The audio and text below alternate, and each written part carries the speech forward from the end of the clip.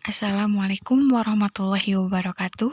Perkenalkan, saya Andisa Eva Diana dari jurusan Sastra Indonesia, NIM 1301118120002.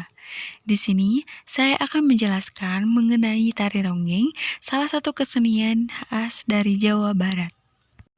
Tari ronggeng seringkali dikaitkan dengan hal-hal yang berbau mistis dan menyeramkan. Kenyataannya, tari ronggeng yang berasal dari Jawa Barat ini merupakan salah satu kesenian yang melekat dengan masyarakat sejak zaman dahulu.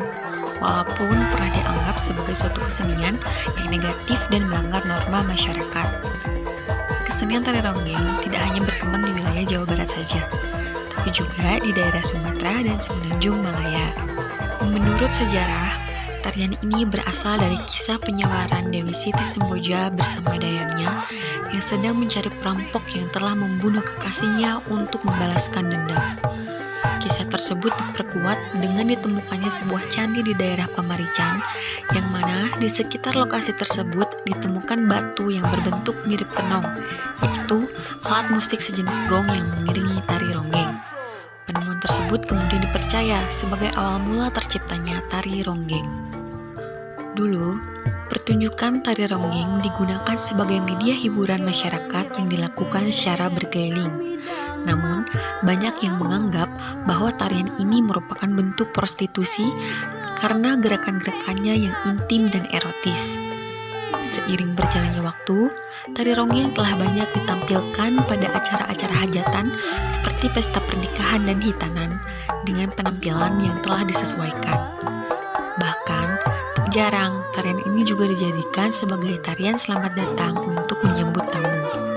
Selain digunakan sebagai pertunjukan dan hiburan, tari ronggeng juga mengandung beberapa makna dan filosofi.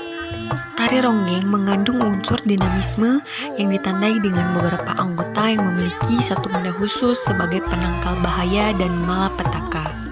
Selain itu, tarian ronggeng juga mengandung unsur animisme yang mana sebelum pertunjukan ronggeng selalu disiapkan sesaji agar selama pertunjukan roh-roh jahat tidak bisa mengganggu dan pertunjukan pun bisa berjalan dengan lancar.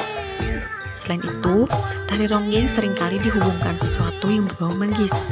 Hal tersebut dikarenakan para penari ronggeng biasanya memiliki doa pengasih atau mantra. Hal itu digunakan agar dia disukai oleh penonton. Maka tak jarang jika penonton akan tergila-gila oleh sang penari ronggeng dan selalu terikat kepada ronggeng tersebut, bahkan setelah pertunjukan selesai.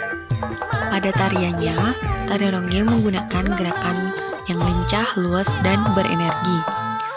Namun, seiring perkembangannya zaman, gerakan tari ronggeng telah disesuaikan dengan budaya yang berlaku di masyarakat, sehingga tidak terlalu menggoda dan bisa ditampilkan oleh siapapun dan dalam segala usia.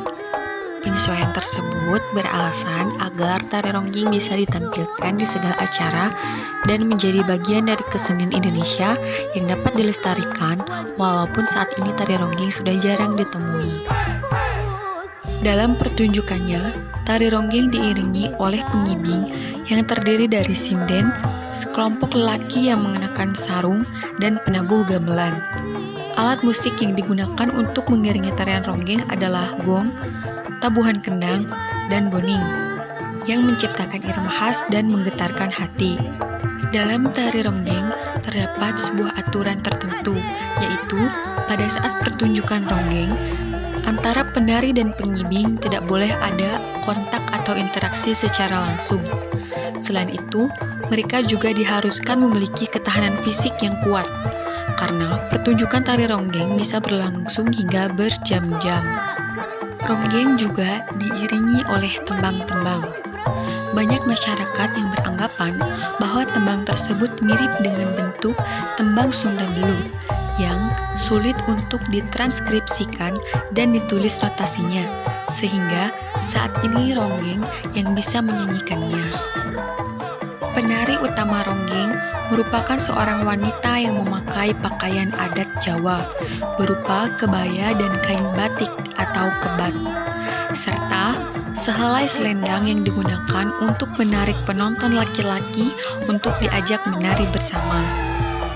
Properti yang digunakan dalam pertunjukan ronggeng adalah selendang, ronce, keris atau golok yang dipakai oleh penari laki-laki, dan sesajen yang dipersembahkan sebelum pertunjukan berlangsung. Ada juga jenis tari ronggeng yang menggunakan properti berupa topeng dan keris dalam pertunjukannya. Nah, itu yang dapat saya sampaikan mengenai tari ronggeng. Semoga bermanfaat.